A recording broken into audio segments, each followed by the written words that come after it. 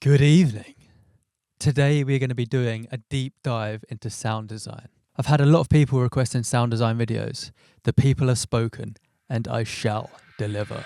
Right, so I'm going to cover some basics because I want to bring as many people along with me as I possibly can. So I've added a few visual analyzers so we can see what is happening while we're changing the sound. And for me personally, when I started using oscilloscopes especially, it really helped me with sound design because it meant that I had a secondary reference for what I was hearing in my ears. So being able to both hear the changes you're making with the sound and see them means that you've got two reference points, and it helps you create a visual image in your mind as to what you are actually doing to the shape of the waves that you're creating. And one thing I would say is, particularly when you're starting out, it's easy to produce with your eyes. And it's important to make sure that you're primarily listening with your ears and just using your eyes as a reference point. So you sound design with your ears, and the visuals for me is something that you use to help you understand what is happening. So hopefully visually this will help get across why it is we do certain things in sound design. So we're going to be in Serum, but these same principles apply to any synth tool. So let's start off fresh, and I'm going to go to basic shapes. So just so we can go through the basic waves that we're going to be using. So first of all, this is a sine wave. You can see that the wave is very curved. There's no straight lines, which is the thing that creates the quite soft sound. And you can see on the frequency spectrum that it's only hitting one frequency effectively. And then we move to a saw wave. And you can see how it looks like a saw.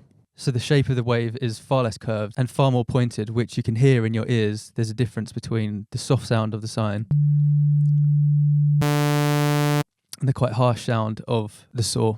And as well, in this frequency analyzer, you can see the sine is hitting one frequency and the saw is hitting quite a few frequencies. And then we go to the triangle. Again, the shape of the triangle slightly changes. So rather than it being sort of straight up and diagonal, they're all diagonal compared to the saw. And then we go to the square. Again, it looks like a square. So that's a nice visual representation of what's happening over time with these different basic shapes. So when we look in Serum, we've got four main sources of sound. So the first one is our sub. Second is oscillator A. Third, oscillator B. And fourth is a noise. So these are the things that are generating the sound. So you can have just one of them or all four at the same time, or two or three. And then everything else around here, which is the filter, the envelope, the LFOs, and the processing, are all there to manipulate these four oscillators. So the envelope helps you control the lifespan of the sound. So the attack is how quickly the sound comes in. So if you've got it at 0 milliseconds, as soon as you press the note will play instantly. And if you make that longer, when you press the note, it will take longer for the note to hit its peak up here. And you can change this curve, so it changes the rate at which it increases to that full volume.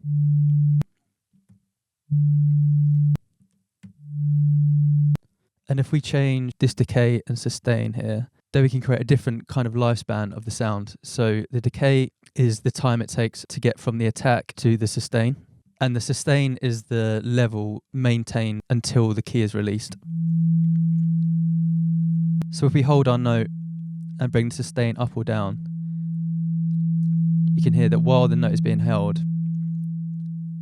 if you have the sustain lower, it will be quieter while you're holding that note, or it will be louder when you're holding that note. So if we have no sustain, you can hold the note and it won't sustain. Whereas if we have a 0 dB sustain, we can hold the note and it will maintain at 0 dB for as long as you hold that note. And the release is how long that note will play after you've stopped playing that note. So if we press the note and let go, you see that there's a tail at the end of that note. So if we put this on a MIDI clip, we can see that for as long as this MIDI clip is playing, the sustain will maintain 100% of its level and then die down with 1 second of release after that note stops playing. So if we make it longer, the sustain will continue for as long as that note is being held, and then after this note stops playing, then we have the 1 second of release after that. And if we were to change the attack, the note comes in instantly, and if you take the attack up, it takes longer for the sound to reach its full level. So the controls in our oscillator are these ones here. So unison means that you have one saw wave playing. 2 means you have 2 being played. 3 means you have 3 being played. If you have the detune at 0, it means that all 3 of those waves are being played at the same pitch. And if you increase the detune, it means that those waves either side of that central saw wave are being detuned. So it means you can create a wider sound.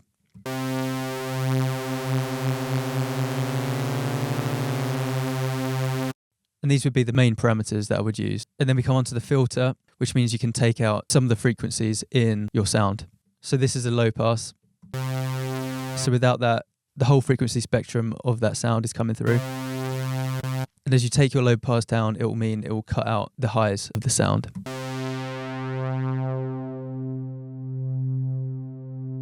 And you can do that the opposite way, take out the highs. And in this miss section, you can do some crazy things. We'll have all sorts of different shapes. So this is something that you can experiment with, and you can really change the timbre of the sound by including different kinds of EQ filters on your sounds. So let's create a Reese bass, and we can do different types of Reese basses depending on the kind of waves that we're using. So if we want to create a dark sounding Reese with a lot of low frequencies, I would tend to use a harmonic morph. So if we click on default here, go to digital, harmonic morph, and I'll do the same here, and we add a sub in. I'll take them all down 3 octaves.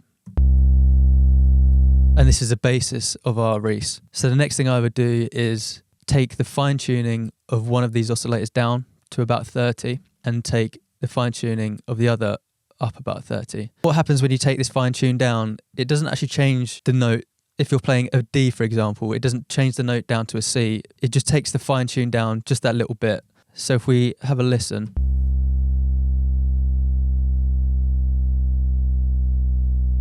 you can hear that it's changing the pitch, but not by a full semitone. So normally I'll take that to 30, and then this one up to 30. So one is slightly below the tuning of the note that we're playing, and one is slightly above the tuning of the note we're playing. And that's the thing that creates that real drum and bass sound. It's quite an ominous, weird sound to it. And if we add the sub in as well. So normally from here, I would add a filter, a low pass filter, just to take out some of those highs. And then I would add some distortion. And you can use any of these, it's up to your taste effectively. So I quite like this soft clip. And as we add this distortion in, we can see the change in the frequency spectrum.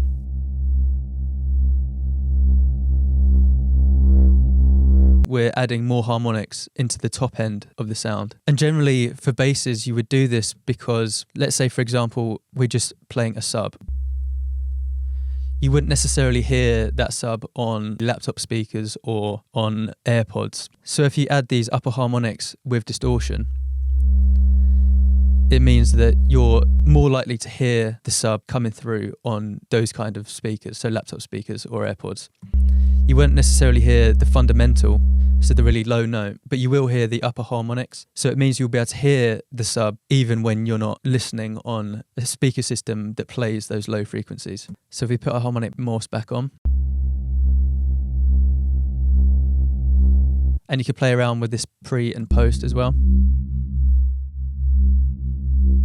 Another thing you can play with is this wavetable position. So that will just alter the sound as well.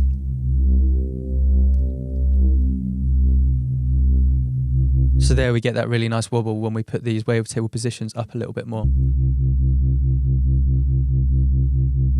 And you can press this direct out button on the sub, which means that it will bypass all of your processing here. So it means that only these harmonic morphs are being processed by these. So your sub will come out clean, and these two will be affected by the distortion only. And then after that, maybe I would add a hyperdimension. And there are 2 sections to the hyperdimension. There's this hyper section here and dimension section here. And you can use either, whatever sounds best to you. Generally, I like using the dimension setting. So that just creates a little bit of width. So if we turn that all the way up, we can hear what it's doing. If you increase the size,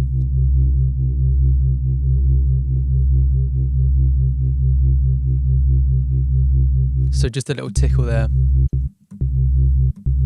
Just helps widen it out just a little bit. And there we are, a dark sounding Reese bass. So let's do the same for a bit more of a high energy, gritty sounding Reese. So let's start from scratch again. The same principles are going to apply. So we'll have 2 saw waves and we'll do a similar thing. We'll take the fine tuning down on one and up on the other. And now you can hear that we're already getting close to the sound. We can add some hyperdimension.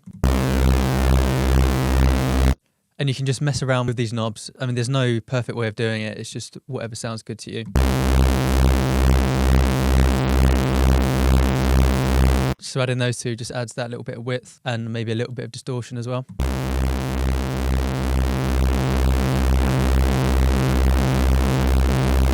And there we have it. It's very simple. So if we're looking to make a dance floor kind of mid bass, generally a good wavetable to use would be this ICANN has kick in digital. So we turn that wavetable position up. You can hear it's got a really gritty sound. It's a great sound for this kind of bass. And if we turn the filter on, turn the cutoff right down and send LFO1 to this cutoff, it means we can now shape this cutoff. So there are a few options we have in this LFO. So if we have it on envelope, it means that we press the sound once and it will only play once.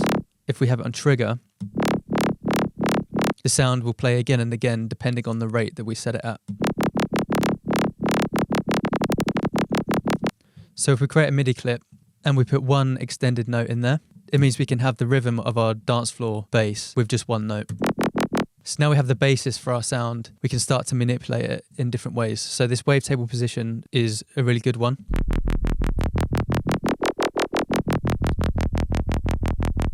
And then we can start adding oscillators on top of that. So if we add a saw wave on top and we make sure B is selected, so it means this oscillator is being affected by this filter. And we can start to change things like the octave, the pitch, the unison, the detune, the wavetable position.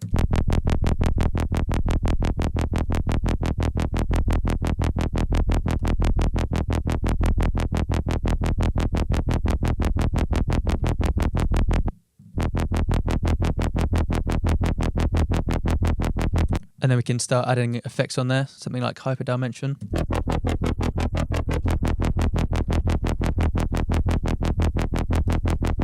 And distortion.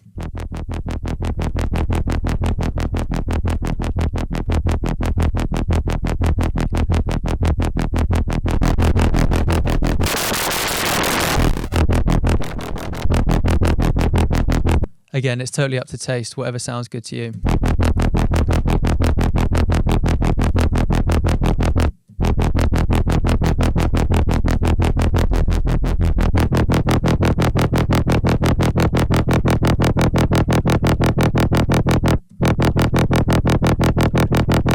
And maybe we can try some flanger.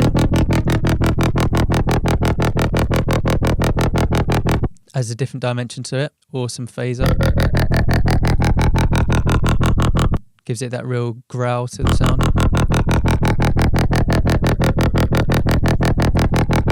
And at the moment, the LFO is coming in too slow for me. So if we bring that back, then it has a faster attack. So it sounds more like a pluck.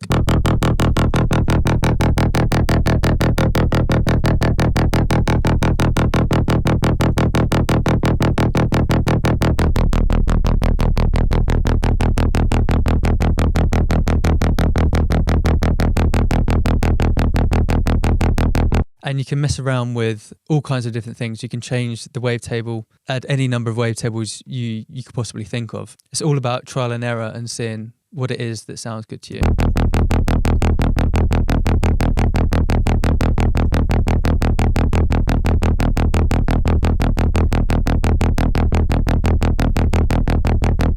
So there we are. It's very simple to get this kind of dance floor bass with just a few tweaks, just a few oscillators. So next we're going to go through how to make a sort of 808 sounding bass, the kind of thing that Lude might use in some of his songs. It's very percussive, got a sharp attack on it, and it's a really good bass to use if you're trying to create some interesting rhythms. So normally for that I might use a saw rounded to square and take the wavetable position up just a little bit just to round off that sound just a little bit. So that's the basis of our sound. One of the most important things that we're going to use is this envelope. So we'll take the decay up just a little bit, and we'll take the sustain down to about -6 maybe. And then to create that 808 sound, we're going to use this LFO, and we'll take this top right to the left here, add a little bit of a curve to it, and then we'll go to our matrix, and our source will be LFO1.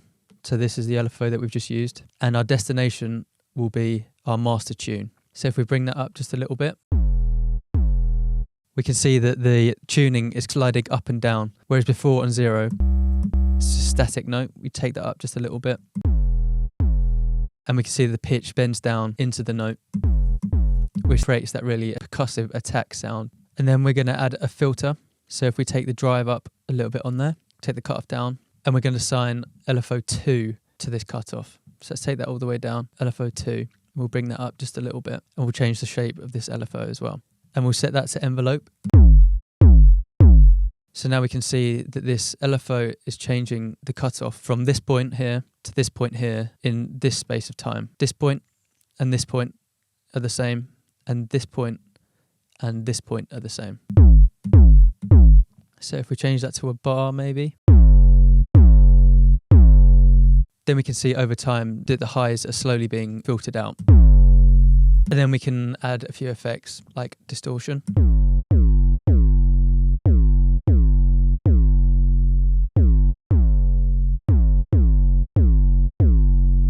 Hyperdimension.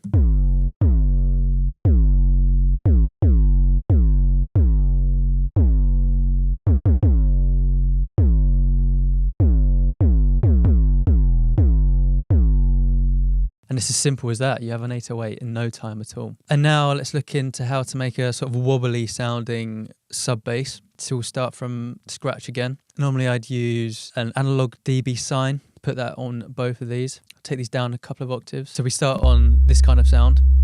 If we take one of the oscillators up one semitone,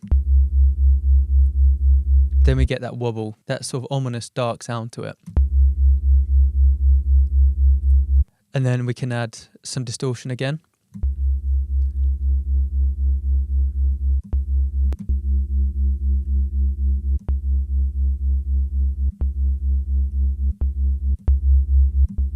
Just adds a little bit of harmonics to it.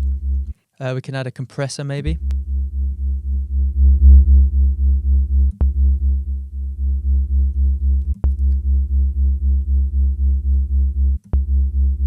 And then again, to make the sound interesting, we can go to the matrix, select our source, LFO1, and again, destination being our master tune. And we can use this LFO to influence the master tune. So if we take this master tune up just a little bit, and we select envelope,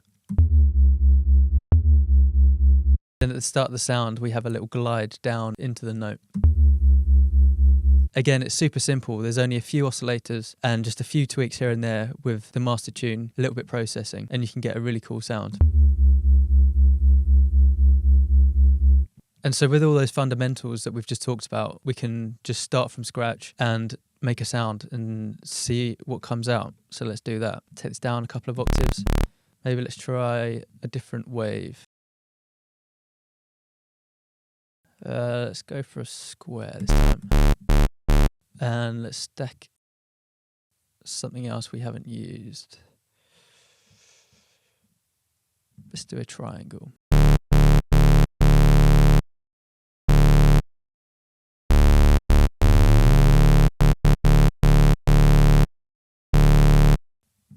And so the filter is one of the most important things that I use to create character to the sound. So let's stick that on. Make sure that A and B are both running through. Assign LFO1 to it.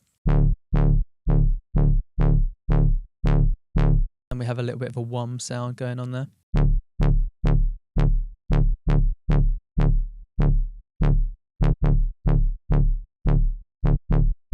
And then we can assign this LFO1 to maybe the level of these oscillators as well. Do the same to the second one.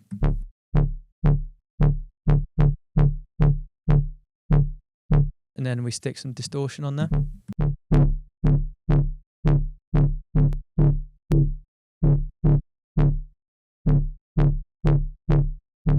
We can even assign LFO1 to the drive of the distortion too. So that means there's a cohesion between the sounds. So the levels are being affected by this LFO as well. And then we can affect different things like the drive. Let's maybe add some chorus for a bit of width. Maybe some phaser.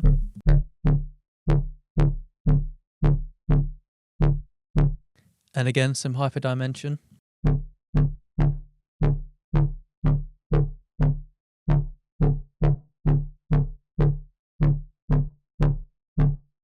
And then we can mess about with stuff like the pitch of these oscillators.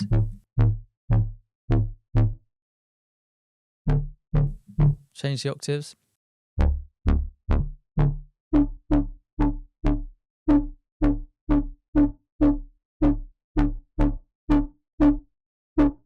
So once we have the basis of the manipulation of the sound, this distortion and this LFO working on the drive and the levels here, now we can change the timbre of the sound with different notes and different wavetables that we use.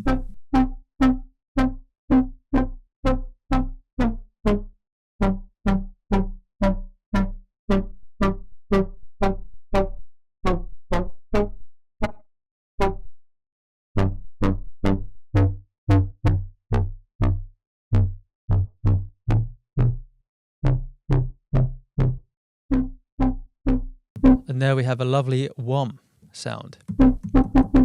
So actually, it's all very basic once you see it happening. Most of the time, there's only a few things that are going on. You've got your envelope, your LFO, your filters, the selection of your oscillators and which pitch that you're setting them at, and your processing. And generally, once you've got those in place, then you can make pretty much any sound at all. I hope this has helped. If you want me to do more on sound design, because we've focused more on basses today, I can go through more of these kind of whums, these little bass fills. I can do leads, all sorts of stuff. So if you want that, let me know, because hopefully this has shown actually how easy it is. When you know the basics, you can pretty much make any sound you want in just a few clicks. It'll only take a couple of minutes. It's just knowing how to do the fundamentals right. Once you've got them down, then you're off to the races. I do hope this has helped. Good day.